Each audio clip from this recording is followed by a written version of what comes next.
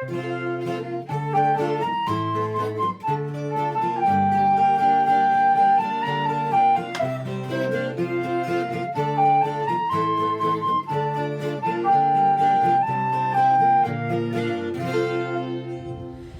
is session 5 of Unblocking the Wells, and I'm calling this one Scrubbing the Walls. When we give allegiance to Jesus, there's then a call on our lives to live holy lives. Selwyn Hughes gives a quote from his own experience of living the Christian life, and he says, "It's not a matter of happiness first and holiness if possible, but holiness first and happiness as a consequence." The first call on our life is to live by God's standard, and to be willing to be different from the way the world would live. We are called to be in the world, but not of it. In the early centuries of the church, this desire to lead holy lives led people setting up monasteries out in the desert, where monks could go and live a very ascetic life devoted to God. And this is quite commendable, but it's not for all of us. Most of us have to live in the world. So how do we do that and be different?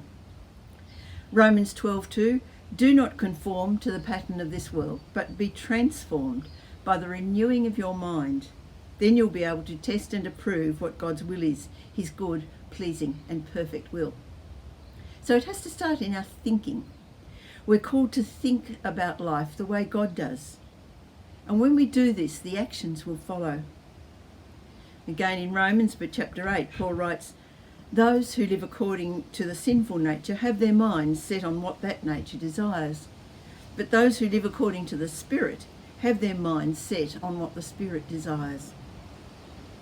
And then in Galatians 5 he writes, "The acts of the sinful nature are obvious: sexual immorality, impurity and debauchery, idolatry and witchcraft, hatred, discord, jealousy, fits of rage, selfish ambition, dissensions, factions and envy, drunkenness, orgies and the like." Not a very pretty list. But then he follows it with a list of the things that the Spirit brings forth in our life.